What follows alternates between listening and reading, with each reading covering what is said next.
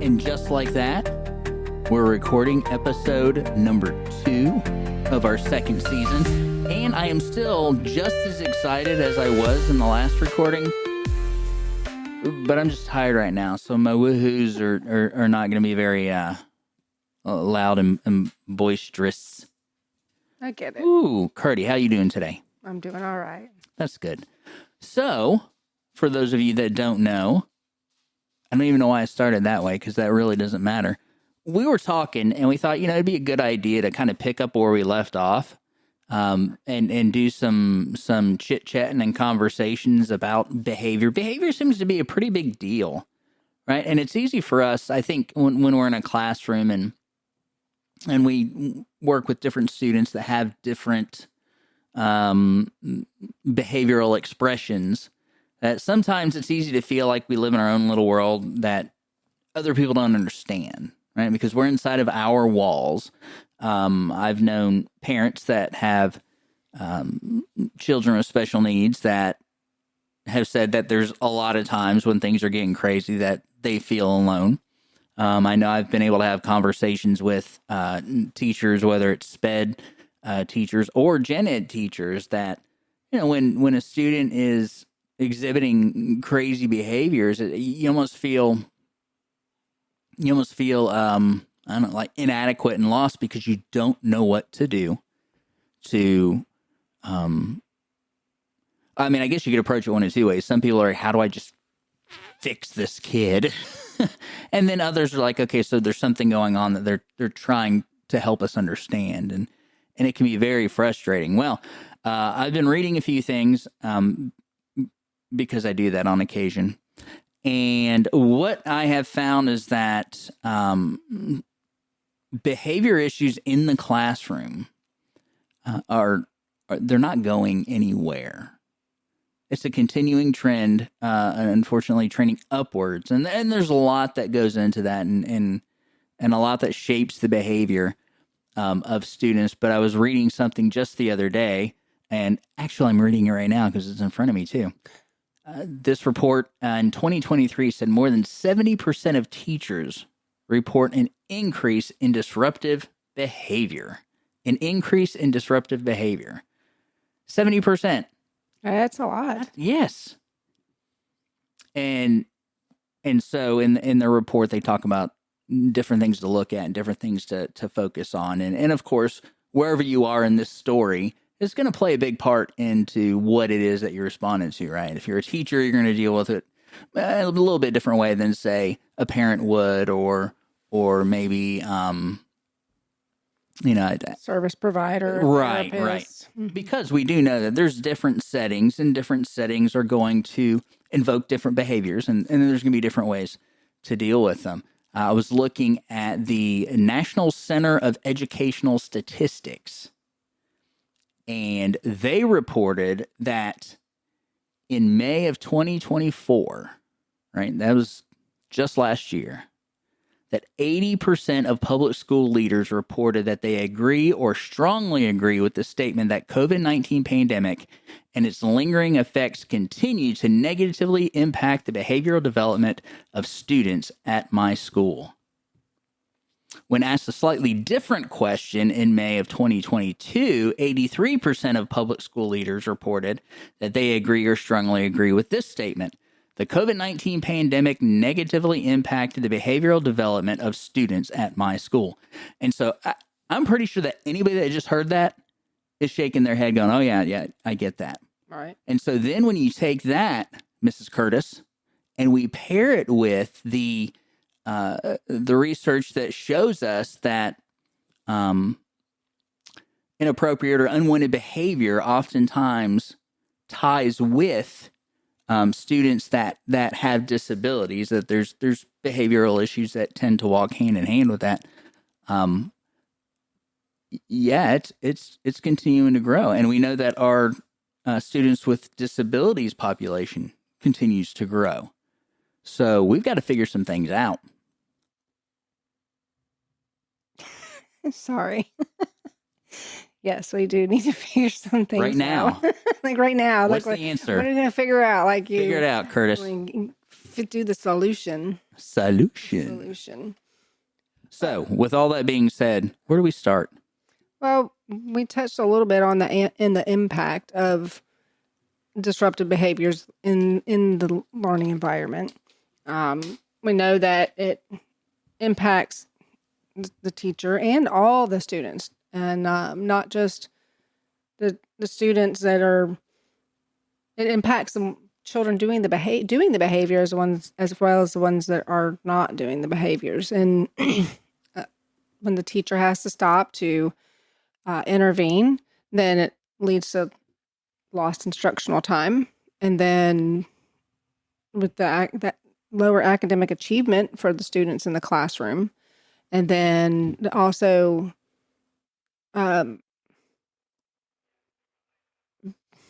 the words aren't working very well this evening. um, so it impacts all the people in the room, and then also one of the things that you found that it also decreases the sense of belonging for all involved, because it disrupts the environment, and it disrupts what's going on, and so then it's hard to have that community in the classroom when you have a student or multiple students in there that are causing disruptions and making it difficult for other students to learn, and it creates friction. And then the behaviors will also impact the teacher, and it will make them more stressed out because they're dealing with the behavior, and that we discussed a little bit that they're the timelines for instruction is gotten more intense. Like, no, they need to learn this material, and they need to learn it within this time, and but they have to stop it. It impacts their timeline, and then they get behind, and they feel stressed, and they get burnt out, and it could also impact the turnover rate. They're like, never mind, I don't want to do this anymore. So we've identified, and of course there's more that play into it, but let's look at just three key pieces to this conversation. We have the teacher, we have the student that is exhibiting the behavior, and then we have the students who are observing the behavior and having it impact their education experience. So, of those three, there's only one person that has direct, I'm going to use the word control, because they are in that situation, so they can control what they're doing. That might be listening to this. There's three people. So let's talk a little bit about what we might want to share with the teacher, what we might want to share with the parent of the student that is struggling with inappropriate behavior, and then what do we say to the parent who has the student in that classroom that the behavior issue isn't theirs, but they are going to experience the consequences of others' actions? Because we see that a lot in life, right? Sometimes we do dumb things, and we pay for that, because you put your finger in the fire and it's going to get burned, right? Put your hand on the stove, it's going to get burned. Right. That's a direct consequence of our actions. But then there's times, where if I'm standing in front of an oven or a stovetop, and somebody bumps me because they're horse playing and I don't see them, and I stick my hand out to stop myself, I'm going to burn myself, right? And so that's kind of the product of somebody else's choice. Regardless of how it comes to be, we all do take some ownership in what do we do with that? Like, what can I do? What is my part in all of this? And making the best of the situation. So, said all of that to come back around and say, what is it that we would say first to the parent of the child that's exhibiting this behavior? What is it that we should challenge and encourage that parent to do in approaching this situation? I think one thing that comes to mind is, and I think we touched on this a little bit the last time too, is that parent-teacher relationship, and making that stronger. It's important for students to see that, okay, my parent and my teacher are a team and they both want the same thing out of me. And not every time that you're not going to always get along with each other. However, for the sake of the student, I would challenge teachers and parents to try your best. And children don't want to get in trouble, and also they have a different perspective. They see things from, well, like we all do. You see things from where you are, and sometimes what the children think happened, they go home and tell their parent that happened isn't exactly what happened. And so I'd also challenge parents to, before getting upset when their child comes home and says, my teacher got on to me, or I had timeout, or he lost something that I wanted, and to just take a breath and ask the child to, okay, tell me what happened. And ask questions instead of jumping right up and calling the teacher and say, hey, this is what happened. And so ask those questions. Yeah, we would never disagree with the idea of a parent protecting their child, defending their child.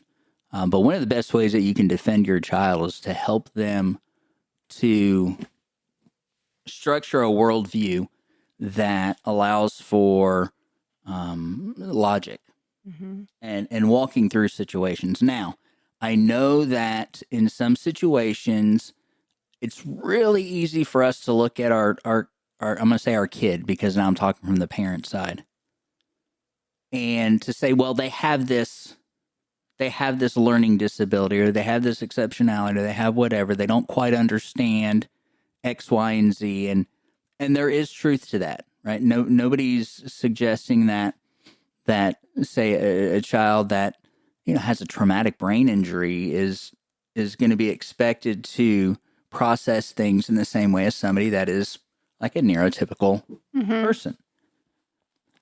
But it's important to not sell your kids short either. Right. And so take every moment to teach them, to help them get past, because one of the things that we do as human beings is we get lost in emotion. And this is me again from experience. It's one thing to know what's right to do, but it's another thing to do it when you're mad. And that's hard. That is hard. Right? That's hard. And so then you end up like apologizing for a bunch of stuff. And if you haven't noticed, yes, I have a list of those too. But we got to teach our kids to walk through things and to take ownership. Okay. This reminds me of a story you once told me about something on a bus with Brandon.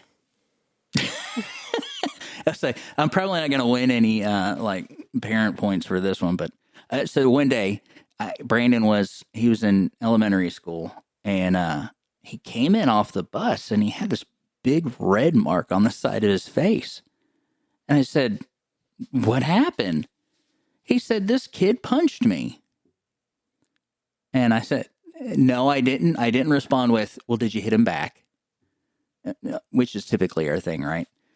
I said, "Okay, well, why? Like, why did he punch you in the face?" Because typically, not always, but typically people don't just walk up and punch you in the mouth, right? For no reason. Just say, I'm walking down the aisle at Walmart, and while I'm looking at the Fruity Pebbles, somebody just bam, right in the mouth. Doesn't happen often. Right. So I asked him, and he said, "I don't know." I said, "Well, that seems kind of strange to me. Why don't you walk me through the process?" He says, "Well, I stepped on this kid's backpack by accident." And he said, "Hey, don't step on my backpack." Oh, And then he punched you in the mouth? No. Well, what happened? Well, I stepped on it again. On purpose? Yes. And then he punched you in the mouth? Yes. So don't step on his backpack. Am I going to get mad because my kid got punched in the mouth for being a turd? No. He's Right. being a turd. Right. But you ask, okay, so what happened? Instead of flying to the school and demanding to talk to this kid's parent because Let's watch the video, the bus video. they punched your kid in the mouth. Yeah. You ask those questions. Walk me through this, and how do we get there? Well, and that's not necessarily going to guarantee that you're always going to get where you want to. However, you start this. I'm going to use the word training. I hate using that in this situation, but you're starting this process where you're teaching your kid to process through what's going on. And again, that's not saying that you just check your kids to the wolves and they're always wrong or anything like that. But it's always important to find ownership. Ownership's a big deal in every situation. And so start teaching your kid that. So if you're the parent that has the behavior, that has the behavior issues, has a child with behavior issues, start walking them through the understanding. Because I tell you what, I've been in the school system working in special education for almost a decade. I worked with families through our church for almost a decade. And I've had the opportunity to see and work with a lot of kids, a lot of different backgrounds and so on and so forth. And it's really heartbreaking when you have a kid that is expressing behavior that's unacceptable, and then they don't understand why there are negative consequences for that, not because they're incapable of understanding, but because parents didn't take the time to walk them through that, to identify those things. So instead, you got these kids that are growing up that they can't understand why they're getting in trouble outside of the house when it's like they didn't do, from their perspective, anything wrong. Right. And so there's that. So we have that for the parent who, and ask for help. And that's another thing I'd throw out there too, is it's okay to ask for help. Nobody's got this thing figured out. You'll sit in meetings with people who, you know your kid better than anybody else. Like, you're gonna know their likes, their dislikes. Mm-hmm. You know those types of things. You got people sitting on the other side of the table that have committed their lives to research and studying the different things that your child is dealing with at the same time. So why not pull that together instead of me versus you, right? So, and the way we do that is we ask for help. Mm-hmm. We do that. Teachers ask for help. Parents ask for help. So now let's move on to the teacher side, Mrs. Curtis. If I'm a teacher, you're a teacher, mm-hmm. and I have these behaviors happening in my classroom, I just want these kids to learn. That's my whole thing. I don't know that there's anybody, I don't know that I've met a teacher, and I've met some great teachers that love math, but they love watching kids learn math. Like, they love watching that light bulb come on. Mm-hmm. I don't know that I've met any reading teachers I just love reading. And they may, but that's not why they're teachers. All right.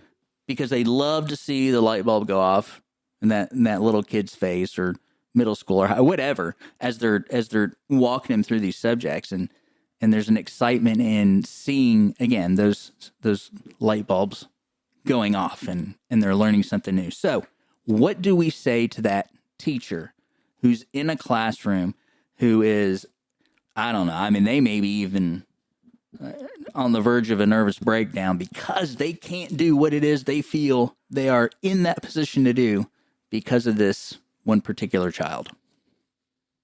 Well, as with the parent, the teacher, I would recommend the teacher reaches out to the parent and have that communication. And one thing that is, I think, important to remember, and I had to learn this too, is when you're communicating with the parent, don't always call them or message them or write in little Johnny's notebook all the bad things. Let the parent know when they have had a great day or a great morning. Maybe it wasn't a whole great day, but hey, listen, the afternoon was tough. However, this morning he made some really good choices. So that communication, and also knowing that you see their child can make good choices as well. So do focus on that positive, and then also communicate when you're having struggles. And I think that it will come through to the parents better if every time they're seeing an email from you or a dojo or a message that they know you're going to complain about their kid. That's not going to help that relationship. And once again, we talked about that parent-teacher relationship is probably the most important part to help these behaviors. And then consistency, being consistent when you, if you allowed it today, but don't allow it tomorrow, and then the next day you allow it again, the child won't understand. They need to know what is allowed and what is not allowed. Not Well, that as it's an allowed. adult, I don't understand that. Right. Right? Like if I go to work and I I walk in one day and I follow these set of procedures, and I mean, maybe nobody says I'm doing great, but if they don't tell me I'm doing it wrong, I'll probably continue to do it. Mm-hmm. Right? So I'll come in the next day and do it, and then I have that person, or I have that supervisor come after me and chew me up and down because I did it this way. Well, it's really confusing because I just did it like that yesterday. I know it's Right? fine. Right. Yeah. So being consistent and in knowing and your expectations and your rules. And I had something I was going to say, but then I forgot. It's my fault, isn't it? Probably. Well, in talking to, like I said, I've been blessed to have different levels of interaction with different families over the years, and I'll tell you this: even if it's a parent that pushes back, most parents that I've met whose children have behavior issues, they know it. They know their kid has behavior issues. Now they want to stand up for their child. They want to defend their child. And so when a teacher is constantly coming at them, complaining about their kid, I mean, their natural instinct is to defend their kid. Right. So what I would like to add to this conversation, and it's something that, interestingly enough, that my dad has used for years in like marriage counseling. And he'll ask this question, and if people are honest with themselves, first time around hearing this question, you'll think to yourself, oh yeah, probably not. So here's what he asks. He'll say, can you honestly look at the relationship and say that you've done everything that you can, everything you can control to make the relationship work? So now let's take that and put it into the educational system. I am not questioning the heart of a teacher. I'm not questioning the drive of a teacher. I'm not questioning the passion of a teacher. But what I will ask is this: in that relationship with the parent, have you done everything you possibly can to make the relationship work? And that's a hard one because, again, what we were talking about with the parent of the child that's exhibiting these behaviors that are inconducive to a successful classroom, the teacher needs to take that too. Am I doing everything I can to possibly foster a relationship that at least not fix the kid? That's not what I'm saying. Mm-hmm. I'm not saying, can you go down a checklist and say, well, I did this, I did this, I did this, because I'm trying to get them to just sit in their seat. No, the relationship that you are forming with the child and the parent, are you doing everything you can to, and I'm just stressing the same thing you said earlier, to keep that communication open, to be a team, to work together. So that's the teacher, the parent of the rambunctious one. Mm-hmm. What can we share with parents of students that have to share that space? Which oftentimes even presents itself in a manner of, what do we tell our kids? So if I have a student in my class that's having a meltdown, I don't know why, you don't know why. Little Jimmy over there doesn't know why. Little Janie over there doesn't know why. As parents of little Jimmy and little Janie or whoever I said, what can we share with those parents that they might share with their kids who observe those situations in the classroom? I would start with having those parents talk to their children about, everybody's different. Everybody has different needs. Everybody learns different. Everybody has different responses, especially to different sensory inputs. A lot of times that our students with disabilities that are in the general education classroom, talking about these meltdowns, and that's usually they're due to some sort of sensory either deficit or need or overstimulated, and I look for books to read with your child about students being different, and I know that it's hard because you want to say, well, my kid's not learning, and this kid's taking the time, and if help them foster some grace within,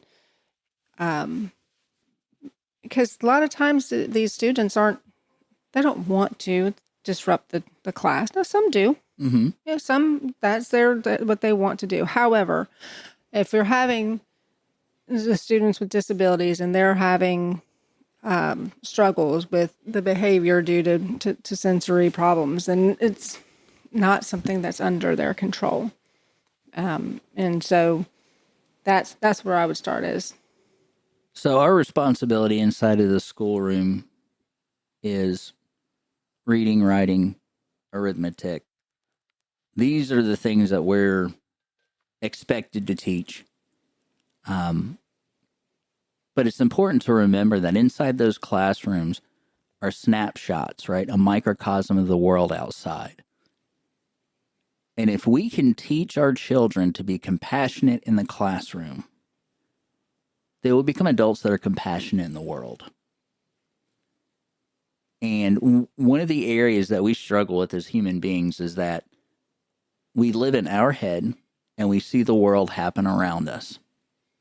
Now, I was that weird kid that would, sit on a bench and you see people drive by in the car and I'm like, I wonder what they're thinking. Like, I'm sitting here on this bench and I see all these people around me. I wonder if anybody else is just sitting in their car on a bench and feeling the same way. Like, I'm stuck inside of my body seeing the whole world around me. And we all operate that way, Mm-hmm. right? We all operate that way. And the way we see all of that is shaped primarily by the experiences that we have, the interactions that we have. And so, of course, we need our parents and our grandparents and our teachers and our preachers and the people in the community to help us take those experiences and shape the perspective properly, right? Because, if I burn my hand on the stove, my instinct might be to say the stove is bad, Right. right? And so we need help shaping all of that. said all that to say, when we look at the classroom, and no matter what part of that picture you are, emphasizing compassion is huge. If little Jimmy doesn't quite get how to find the volume of a rectangular sphere, nope, not sphere, Prism. thank you. Ooh, yep, I'm tired. Square ball. Right? It's like, how does that even? Well, I mean, I know they call like a wrestling ring the squared circle, but yeah. If they don't get that today, but they get how to care about somebody else in their classroom, to me, that's a win, and that's where it all starts. So, Mrs. Curtis, you got anything else you want to add to this? I don't think so. Bottom line, don't be a turd. No matter where you are in the picture, don't be a turd. I'm more going to get a shirt made that says, Life in the IEP Tribe, don't be a turd. Let me know if you would buy that shirt or bumper sticker. Or a turn. That's another story for another day.